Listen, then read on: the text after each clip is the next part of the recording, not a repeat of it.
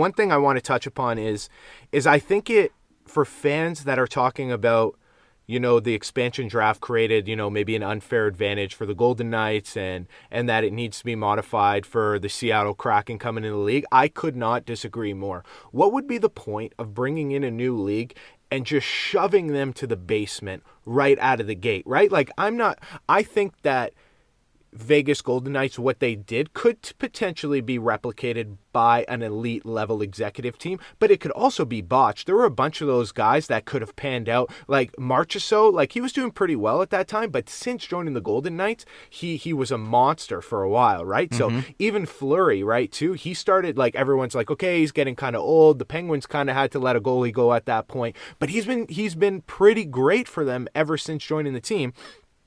And so why, sports is economics at its root. So why would you bring in a team like the Seattle Kraken, give them a bunch of, C and D players instead of a bunch of B and C players, so that they're plagued for 10 years of the beginning of their franchise to, basically unwatchable hockey? Because what will happen is people will stop coming, then they'll start to hurt, and then the way that the profit split goes, the teams will have to pay to keep them afloat. And then you now have another team that's at the bottom of the barrel that can't afford to pay their players, that are going to teams like the Leafs, and they rely on that amount of money to stay afloat, like some of the southern state teams. So I think I like it the way it is. I would keep it. Yeah, sure, it hurts when you end up losing a guy that, maybe was a top 6 forward. But if you had to let him go, it means that you had a certain level of players on your team and assets that, it made sense for you to have to let one guy go in that scenario that was actually going to be an impactful player. So I like the way it is. I'm actually excited. I kind of like the Seattle Kraken. I like the name. I like the logo.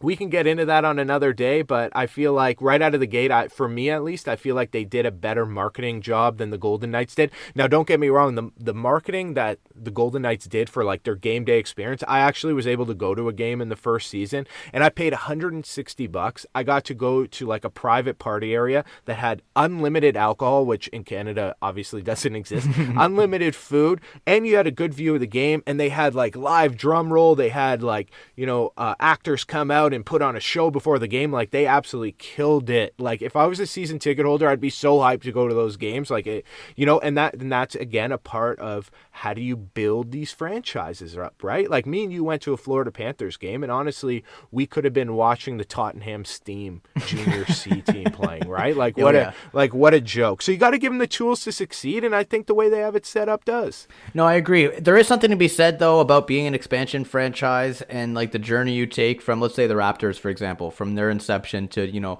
then 25 years later, then having a championship. Is that right? Does it make the narrative more exciting? If the Vegas Golden Knights went ahead this year and won the cup, does that make it any less special that they kind of have never known adversity?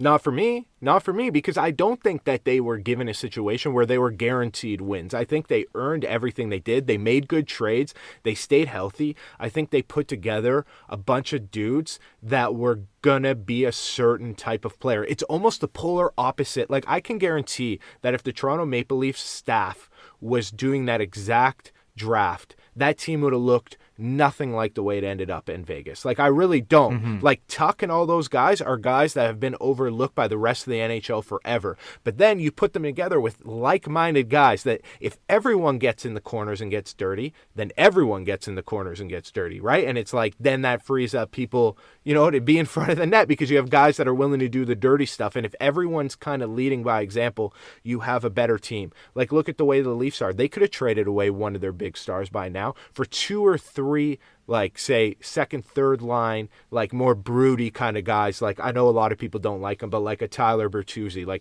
just somebody that he'll fight, he'll get in the corners, he can score. He's just that new version of kind of a tough guy. Toronto doesn't have any of those guys. Wayne Simmons is the closest, but look how many years of fucking losing it took for them to make that. So for me, they could have won the Stanley Cup a couple years ago, and I would have been hell yeah, they earned it. Congratulations. What are you going to do to stay on top?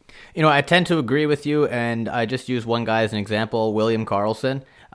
He's just turned into, especially first season there, he was a superstar, right? And if you had called that happening, from seeing him play in Columbus, then you're just lying at that point. Like nobody Right. saw that kind of explosion, right? And you could say, okay, you can do the math and say, more playing time, more responsibilities, and the goals and stuff will come. I don't think anyone anticipated it to come to that magnitude. And so, yeah, I tend to definitely agree with you that, they earned everything that they've gotten so far.